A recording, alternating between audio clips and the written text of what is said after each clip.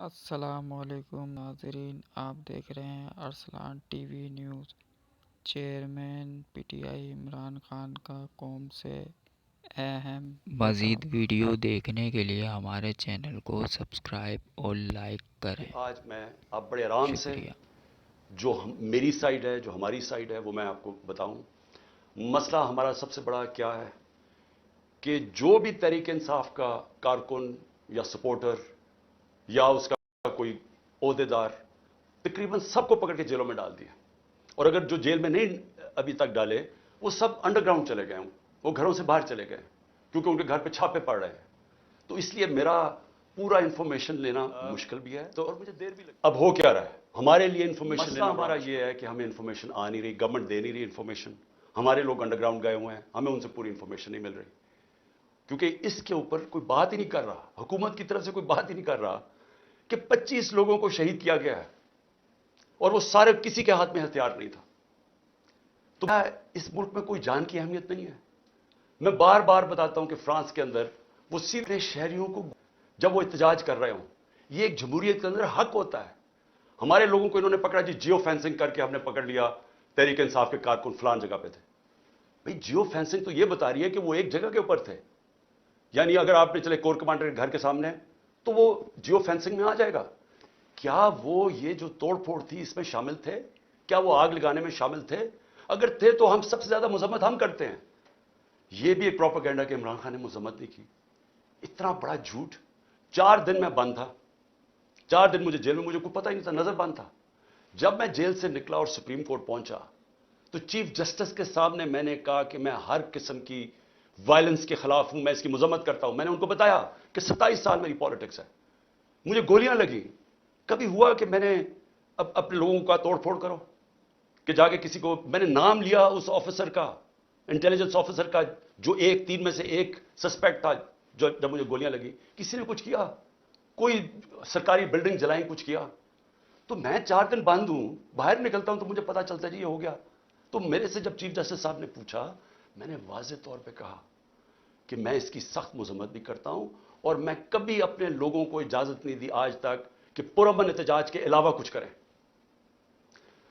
اب میں یہ چاہتا ہوں، یہ تھوڑی سی 5 منٹ آپ کو دیکھنا پڑے گا کہ یہ جو ہم نے چیزیں جمع کی ہیں، یہ ذرا آپ دیکھیں کہ یہ نہیں کہ اس وقت ایک منظم پروپیگنڈا چل رہا ہے، یہ ایک منظم سازش تھی، اور یہ سازش پلان کر کے تحریک انصاف کو ختم کرنے کی سازش تھی۔ سب کو ڈر لگ گیا تھا، پی ڈی ایم کی ساری پارٹیز کو پتا تھا کہ یہ جو بھی ہو جائے یہ اب تحریک انصاف کو الیکشن میں نہیں ہرا سکتے، اور پھر یہ پلان بنا، پوری سازش بنی کہ کسی طرح ان کو کلعدم کیا جائے، ان کے اوپر سارا یہ جو ہوا پورا پروپیگنڈا کر کے ان کے اوپر ڈالا جائے۔ جس پارٹی نے 27 سال سے کبھی کوئی آئین اور قانون کے بیچ میں رہ کے کھیلا، اس کو ایک دم انہوں نے ایسے دکھایا کہ وہ پارٹی کوئی بڑی وائلنٹ پارٹی تھی۔ اور ان کی تقریریں سن لیں، ان کی بات چیت سن لیں، کہ لگے گا ایسے کہ اس سے زیادہ کوئی خوفناک جماعت نہیں آئی۔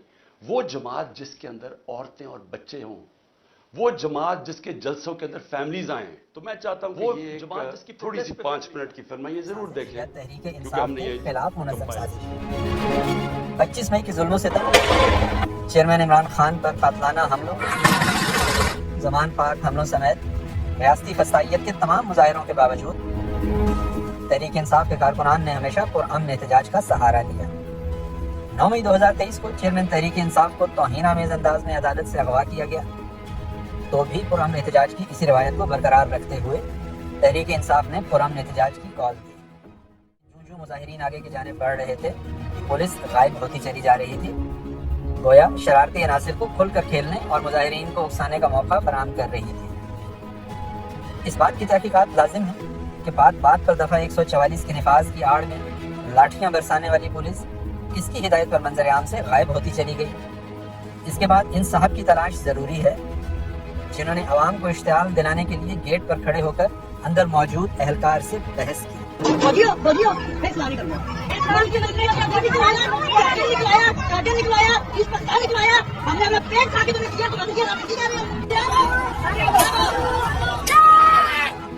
اور گیٹ کھلتے ہی غائب ہو گئے۔ ये गाड़ियां तोड़ने वाले, गाड़ियां जलाने वाले, ये उनके अपने बंदे हैं। अवाम में इतना हौसला ही नहीं है, अभी अवाम में इतना बड़ा दिल ही नहीं। उन्हीं के अपने ट्रकों में उन्हीं के अपने बंदे आए हैं, इन आंखों से हमने देखा है। अब तो वीडियोस भी बन गई हैं। ये सिविल कपड़ों में आर्मी के लोग, ये उतर के सिविल कपड़ों में हैं। ये देखें, ये उतर के ये ग्राउंड में इकट्ठे हो रहे हैं।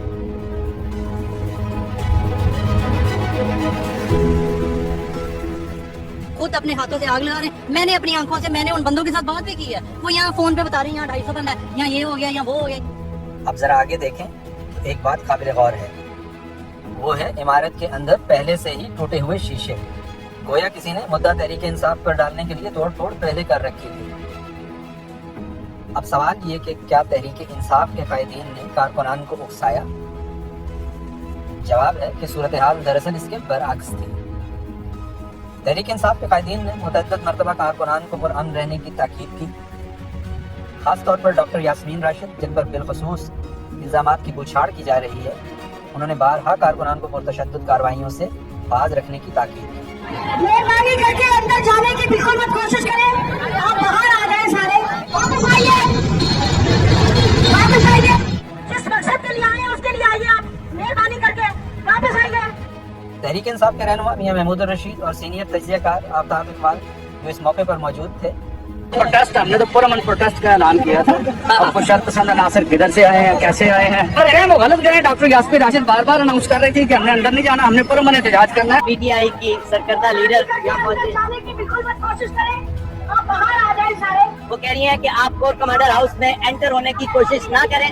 इनका बयान भी इस बात की वाज़ेह दलील है कि डॉक्टर यास्मीन राशिद ने अवाम को कोर कमांडर हाउस की तरफ न जाने की हिदायत की। चेयरमैन इमरान खान की बहनें इस मौके पर मुजाहिरीन को पुरअमन एहतजाज की ताकीद करती रहीं। जी बिल्कुल बिल्कुल, ये नहीं कि हमने ये तो हमारा मुल्क है, जी हमें पता है। ये तो हमारा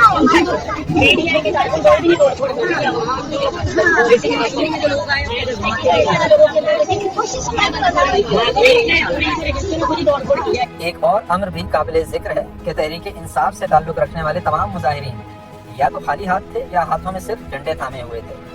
पैदल मार्च करने वाले इन कारकुनान के पास है इतना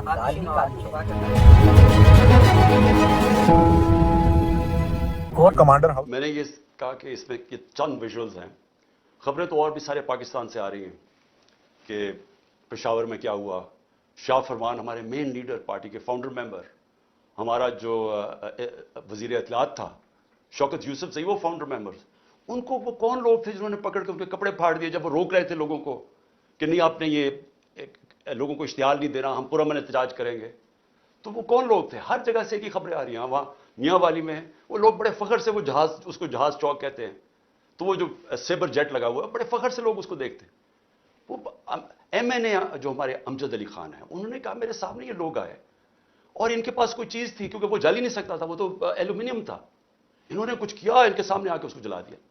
तो इसके ऊपर बहुत ज़रूरी है, जिस तरह सारी दुनिया में एक इंडिपेंडेंट इन्वेस्टिगेशन होती है।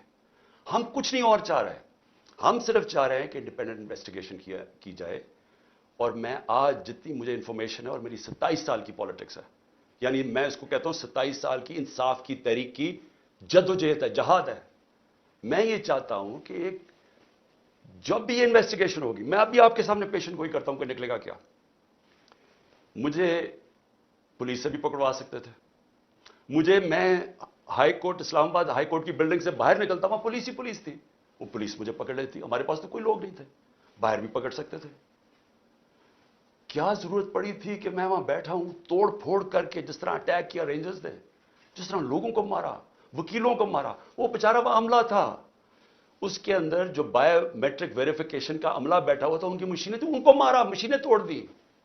हम कौन थे? वहां कुछ दहशतगर्द बैठे हुए थे, मुझे मारा, और फिर जिस तरह पकड़ के लेके गए। सारी दुनिया में जब उसके इमेजेस आने थे तो क्या उसका रिएक्शन नहीं आना था? लेकिन रिएक्शन शाह महमूद कुरैशी कह रहा है कि पुरअमन एहतजाज। असद उमर जो हमारे सेक्रेटरी जनरल है, वो कह रहे हैं पुरअमन। यास्मीन राशिद कह रही हैं, और वह उधर शाह फरमान, सारी जगह से लीडरशिप कह रही है पुरअमन एहतजाज। मुझे जेल में डाल देते हैं, मुझे पता नहीं चलता क्या होता है।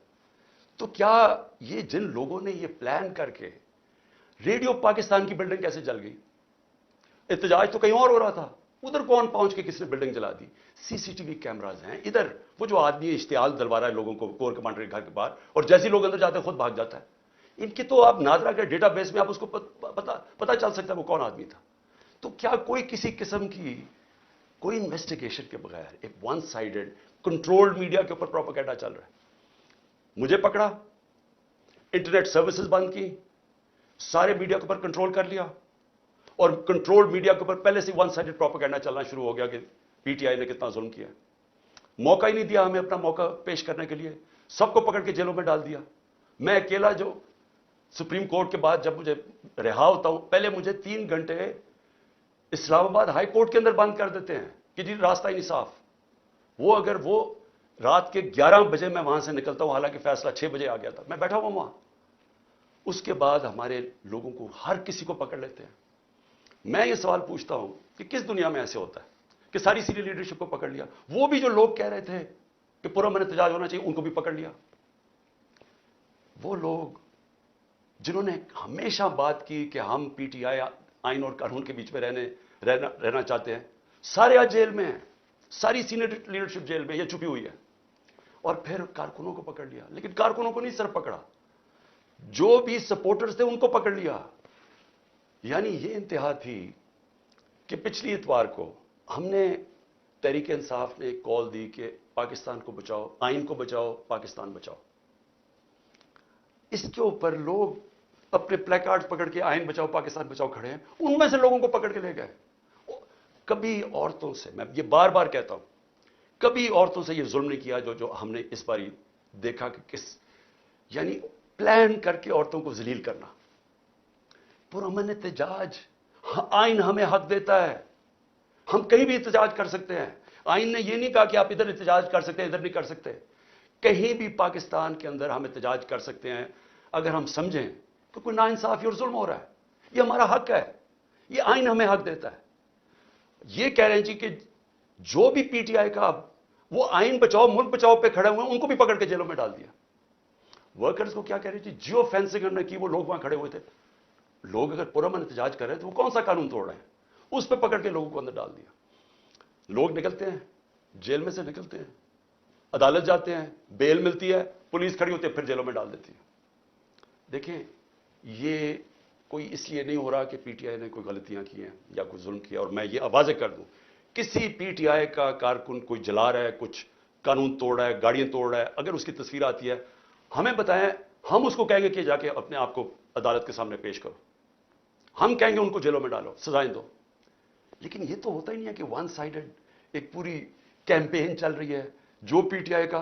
और अच्छा, इसमें क्या उन्होंने गलती की कि आइन बचाओ पाकिस्तान बचाओ? वो खड़े हैं दरवाजों के बाहर, वो जो एक लम्स का प्रोफेसर है उसके देखिए हाल, टांग तोड़ दी, बाजू तोड़ दिया, वो ये खड़ा हुआ फैमिली के साथ, आइन बचाओ पाकिस्तान बचाओ।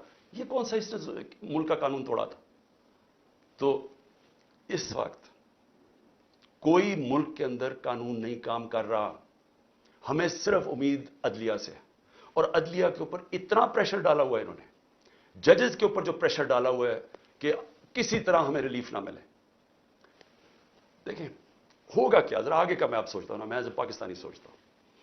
अगर तो मुझे कोई ये बता दे, हमारी ये पीडीएम की सारी जमातें बता दें, हमारी इस्टेब्लिशमेंट बता दें मुझे कि जी हमें ये बताएं कि अगर अब आपने हमारे जो 2 इलेक्शंस जो होने चाहिए थे 14 मई को, एक पंजाब का और उसके बाद पख्तूनख्वा का, पाकिस्तान का आइन तोड़ा गया है, आइन टूट गया पाकिस्तान का, इन्होंने इलेक्शन नहीं करवाया, ये केयरटेकर गवर्नमेंट अब गैर कानूनी बन चुकी हैं, इनके सारे ऑर्डर्स इलीगल हैं, तो गैर आइनी तो हो गया काम, नजरिया जरूरत पे तो चल रहा है पाकिस्तान, अब आइन से तो हट चुका है। तो मुझे ये बता दें कि ये हमें कह रहे थे कि जस्टिस साहब ने कहा कि नेगोशिएट करो इनसे, हमने बातचीत शुरू की। वो कह रहे जी जब इलेक्शन होंगे, सितंबर के अंदर इलेक्शन होंगे, तो हमने कहा कि आपने सितंबर में करवाना है, अक्टूबर में करवाना है, वो आपका राइट है, फेडरल गवर्नमेंट में आप है, लेकिन हमारा राइट था प्रोविंसेस में, नहीं प्रोविंसेस में भी हमने करवाने। अब मैं ये पूछना चाहता हूं इसे हम नेगोशिएट क्या करें, क्योंकि ये नेगोशिएट करना ही नहीं चाहते, क्योंकि ये चाहते ही नहीं तहरीक इंसाफ के खिलाफ इलेक्शन लड़ा जाए। इनको पता है इलेक्शंस में इन्होंने हार जाना है। सो ये जो सारा साजिश हो रही है, ये हो ही एक वजह से रही है कि तहरीक इंसाफ इलेक्शन लड़ने के काबिल ही ना रहे, اور پھر یہ اپنی طرح جب یہ سمجھے کہ پی ٹی آئی اب بالکل دب چکی ہے تب یہ الیکشن کروا کے جیت جائے اور پھر واپس آ جائے. تو اسٹیبلشمنٹ سے بھی میں پوچھتا ہوں کہ اس سے ملک کو کیا فائدہ ہے؟ چلے میں مان گیا پی ڈی ایم آگی، وہ تو ابھی بھی بیٹھی ہوئی ہے، لیکن پاکستان کو اس کا کیا فائدہ ہے؟ کیا اکتوبر میں ہماری اکانومی بہتر ہو جائے گی، مہنگائی کم ہو جائے گی؟ میں سمجھنے کی کوشش کر رہا ہوں کہ کیا چینج آئے گا، کیونکہ پاکستان تو ایسے کر کے نیچے جا رہا ہے، سب کے سامنے پاکستان کے حالات ہیں. تو پاکستان کو اس کا کیا فائدہ ہے؟ آپ مجھے یہی بتا دیں کہ پاکستان کو اس کا اکتوبر میں الیکشن کا کیا فائدہ ہے. مجھے یہ بتا دیں کہ اچھا -1 کر دیں عمران خان کو، اس سے پاکستان کا یہ فائدہ ہے، وہ بھی مجھے بتا دیں، میں -1 ہونے کے لیے تیار ہوں. ملک تو نہ میرا تباہ ہو، لیکن یہ جو چیزیں ہیں یہ تو ہم وہ کہتے ہیں نا، ہم ادھر جا رہے ہیں beyond the point of no return, ادھر سے واپسی کوئی نہیں ہے.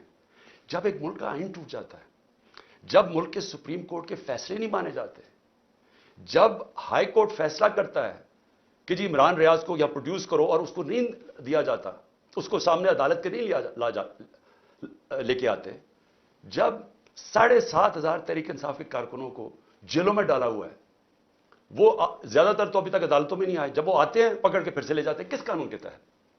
تو یہ قانون تو ختم ہو گیا پاکستان میں، یہ تو اب جنرل قانون ہے.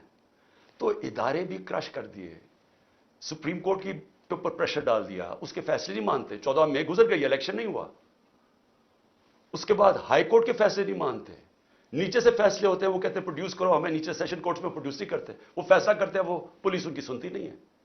گھروں پہ دعویٰ بولا جا رہا ہے، گھروں میں گھس کے گھر توڑے جا رہے ہیں، کس قانون کے تحت؟ لوگوں کے گھروں کے اندر گھستی ہے پولیس، سب گھر توڑ کے، اچھا اگر وہ جو جس کو لینے جائے اگر وہ نہیں ہے تو اس کے رشتہ داروں کو پکڑ لیتے ہیں، عورتوں کو پکڑ کے لے جاتے ہیں. یہ کس قانون کے تحت ہو رہا ہے؟ اور یہ ہم کس طرف جا رہے ہیں؟ تو یہ ایک پارٹی کو ختم کرنے کے لیے ہم سارے اپنے ملک کو تباہ کر رہے ہیں. کیونکہ قانون، رول آف لا جب ایک ملک میں ختم ہوتا ہے وہ ملک تباہ ہو جاتا ہے. اس کو بنانا ریپبلک کہتے ہیں. اس سے کیا ہو رہا ہے کہ ہمارے ملک کا پیسہ آج ملک کو چھوڑ چھوڑ کے باہر جا رہا ہے. ہمارے پروفیشنلز 9 لاکھ پروفیشنل ملک چھوڑ کے چلے گئے ہیں. شوکت خانم میں تقریباً 10% کنسلٹنٹس. یاد رکھیں ہسپتال، کینسر ہسپتال کے لیے بڑا مشکل ہوتا ہے کیونکہ اسپیشلسٹ ڈاکٹرز ہوتے ہیں. 10% کہہ رہے ہیں، 5% چھوڑ کے چلے گئے، 5% تیار ہیں چھوڑنے کے لیے. کیونکہ لوگ امید ختم ہو گئی ہے لوگوں کو ملک سے. بیرون ملک پاکستانی کیوں شور میں جا رہے ہیں؟ وہ دیکھ رہے ہیں ملک تباہی کی طرف جا رہے ہیں. تو میں آج اپیل کرتا ہوں ہر وہ لوگ جو اس وقت پاور میں بیٹھے ہیں کہ دیکھیں اس وقت یہ ملک آپ نے سنبھالنا ہے، یہ آپ کا بھی پاکستان ہے.